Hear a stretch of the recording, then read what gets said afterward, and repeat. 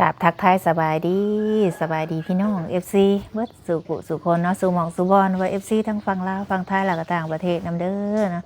ก็ยินดีต้อนรับเข้าสู่ซ่องสบุญมาบ้านเฮาคือเก่าพี่น้องเอ้ยมาพ้อกันในตอนเช้าๆพี่น้องเอ้ยแดดกำลังส่องเนาะอากาศก็สีเย็นๆแน่ก็บ่หนาวปานใดมื้อนี้พ้อกันในตอนเช้ามื้อนี้พี่น้องเอ้ยอากาศเย็นหน่อยนึงบ่เย็นแห้งเนาะพ้อกันในตอนเช้าของวันที่21พี่น้องเดือนธันวาเนาะยับหมอจอจันกันเข้ามาแล้วพี่น้องปีใหม่ก็เหลืออีก10 มื้อเนาะก็เฒ่าเพิ่มอีก1 ปีเด้อพี่น้องเด้อใกล้ปีใหม่เข้ามาแล้วเนาะเหลืออีก10 มื้อก็แม่นปีใหม่แล้วพี่น้องเอ้ยทุกคนก็กะเกียมกันไป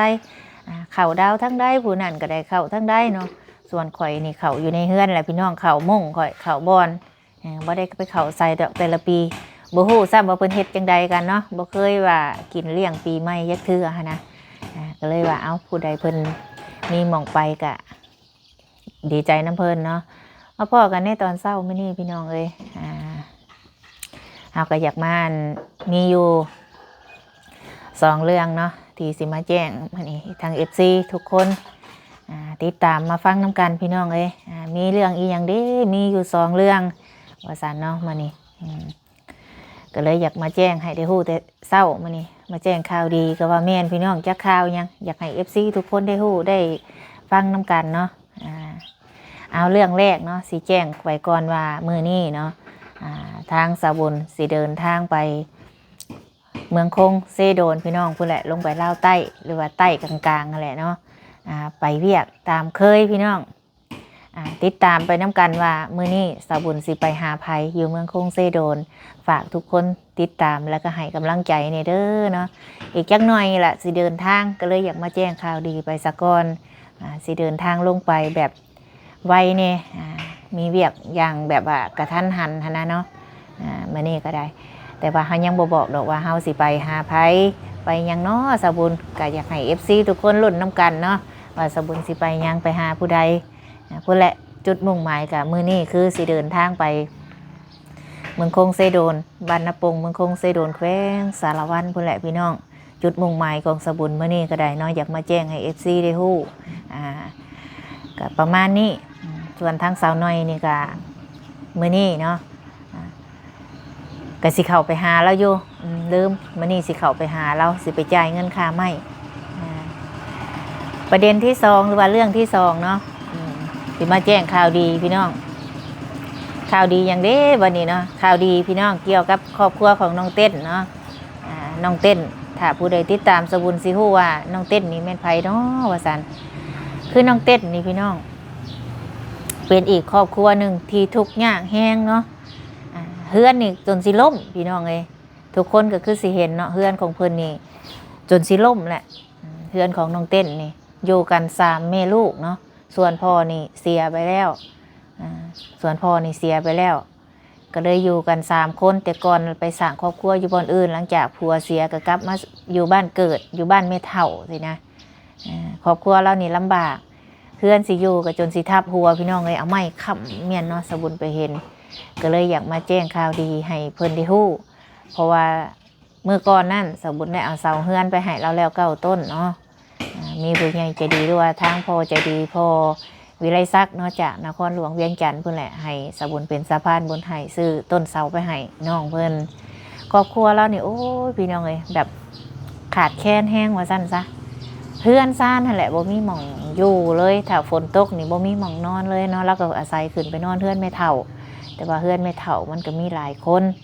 นอนได้อยู่แต่ก็นอนได้บ่ตลอดชีวิตว่าซั่นซะมันคนหลายพอดีมีทางพอใจดีเพิ่นให้ซื้อต้นเสาไปให้เนาะเมื่อนี้ก็มีข่าวดีสิมาบอกเพิ่มเติมเรื่องเพื่อนน้องเต้นเนาะมีทางอันพอใจดีเพิ่นนี่แหละทุกคนเนาะนี่เพิ่นมีข่าวดีมีเงินมาเพิ่มอีก5 ล้านเนาะทุกคนแจ้งข่าวดีให้น้องเต้นเนาะมีเงินเพิ่มอีกแล้ว5 ล้านเด้อมีข่าวดีเข้ามาเพิ่มเพื่อนน้องเต้นแหละพูดแหละข่าวดีเงินจำนวนนี้ว่าสิไปซื้อยังกะติดตามไปน้ำกันพี่น้องเลย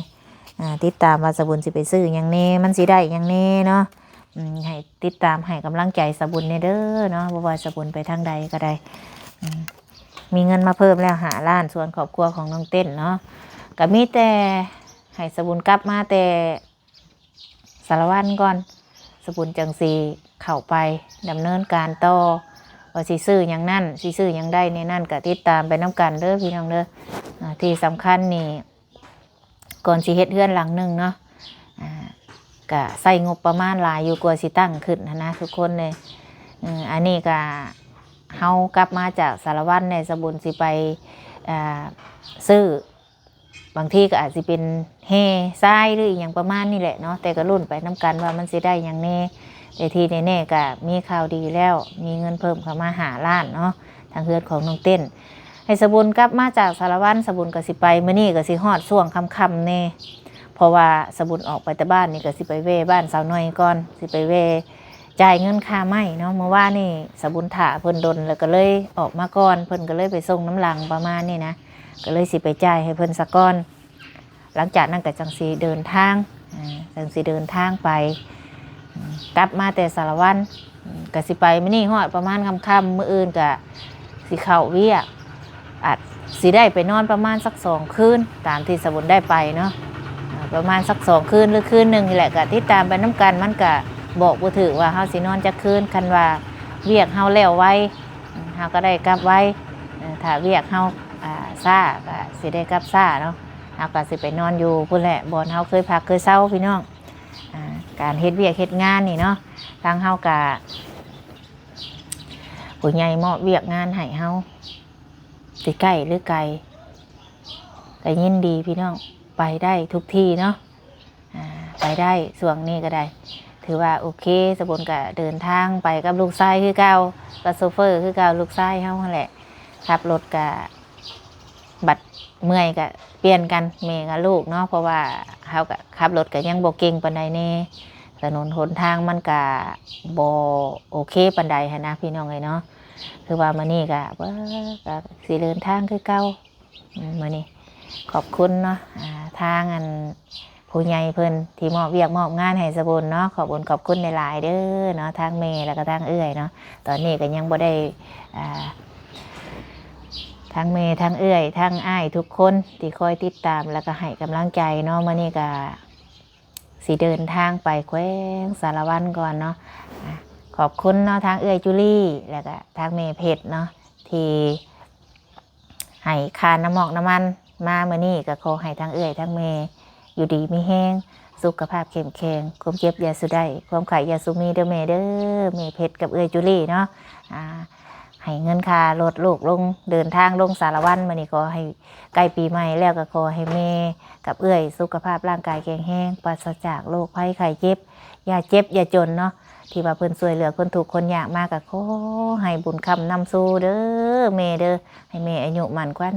ยืนให้บุญรักษาเทวดาปกป้องให้อยู่เย็นเป็นสุขกายสบายใจเนาะมีแต่ความสุขความเจริญเหตุมาสำใดก็กลับไปหาร้อยเท่าพันเท่าท่านมือเศร้าไหลเข่ามือแรงเด้อเนาะแห่งทานแห่งให้เพิ่นได้บุญได้ร้ายเนาะกุศลทางเมเพชรเพิ่นก็ได้เพิ่นฝากเงินมาให้ค่าน้ำมอกน้ำมันทั้งสบุญเนาะกับเอื้อยจุลี่เด้อให้บุญคำนำสู่เนาะมื้อนี้ก็สิเดินทางไปแขวงสารวัตรพี่น้องไงติดตามไปน้ำกันเนาะว่าทางสบุญนี่สิไปย่างว่าสันสบุญก็มีเวียกทั้งนั้นเน่แล้วก็สิเข้าไปอัปเดตทั้งถ้าว่าจังใดก็สิเข้าไปเบิ่งอยู่ทั้งสิมบ้านบึงกลางก็ได้